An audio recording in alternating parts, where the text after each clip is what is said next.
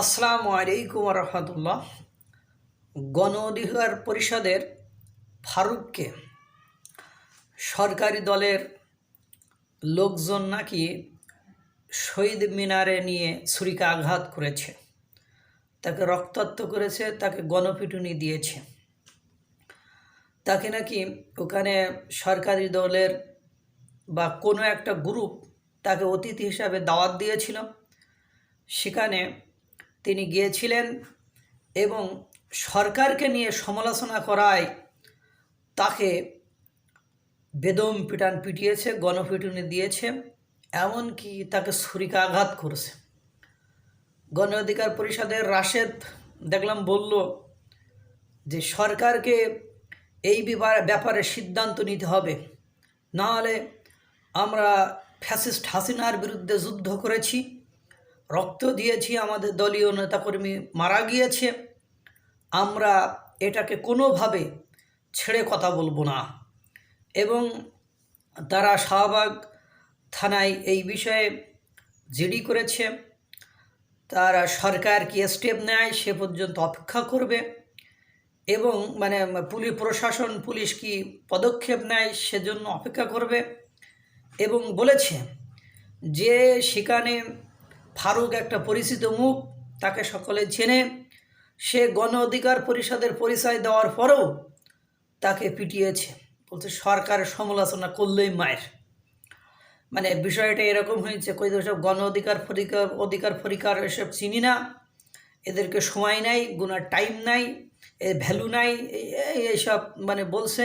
আর গণপিটুনি কারে কয়, তার ইচ্ছা মতো গণপিটুনি দিয়েছে। এই গণ অধিকার পরিষদের ফারুক উনি খুব বর্তমান সময়ের খুব সমালোচনা করেন সরকারের এবং খুব বলিষ্ঠ কণ্ঠস্বর, এবং গণ অধিকার পরিষদের খুব পরিচিত মুখ ফারুক সাহেব। ওনাকে ভিপিনরের দলের হয়ে প্রতিনিধি হিসাবে ওখানে গিয়েছিলেন, গণ অধিকার পরিষদের প্রতিনিধি হিসাবে ওখানে গিয়েছিলেন।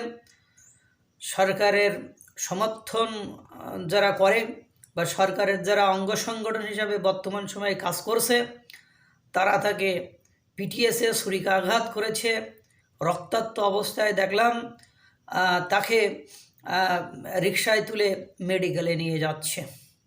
এই হলো অবস্থা। এই ভিপিনুর কী না করলো, কী মাইটটা না খাইলো। যেদিন 5ই আগস্টের আগেও তাকে ভ্যানে করে রিকশায় করে কোর্টে তোলা হয়েছিল। তার স্ত্রী বলেছিল তাকে যেভাবে মেরেছে সে হয়তো বা আগামী 5 বছরের মধ্যে আর সোজায় হাঁটতে পারবে না। কিন্তু দুর্ভাগ্য হলো সত্য যে 5ই আগস্ট সে একেবারে বলিষ্ঠ দুষ্টপুষ্ট নুদুস হিসাবে বাইরে আসলো এবং সে বৈঠকেও যোগদান করেছিল। ওই দিন যে আর্মি সেনাবাহিনীর সাথে যে সাক্ষাৎকার হয়েছিল, ওই দিন ওরা যে বঙ্গভবনে রাষ্ট্রপতির কাছে গিয়েছিল, সেখানে সে গিয়েছিল। আজকের এই হাসিনার পতনের সময় যারা গুরুত্বপূর্ণ ভূমিকা পালন করেছে, তার মধ্যে অন্যতম একটি গুরুত্বপূর্ণ দল হলো এই গণ অধিকার পরিষদ। আর এই গণ অধিকার পরিষদের অন্যতম এক নেতা ফারুককে এভাবে দাওয়াত দিয়ে ডেকে নিয়ে শহীদ মিনারের মতো জায়গায় সরকারের ওরা নাকি বলছে তারা সরকারি অঙ্গ সংগঠন বা সরকার দ্বারা পরিচালিত বা সরকারের লোক, তারা ছুরিকাঘাত করলো। আল্লাহ জানে দেশে কি হচ্ছে কি না হচ্ছে। আমি সংবাদটা দেখলাম, আপনাদেরকে জানালাম। আল্লাহ তাআলা সকলকে ভালো রাখুক, সুস্থ রাখুক। আসসালামু আলাইকুম ওয়া রাহমাতুল্লাহ।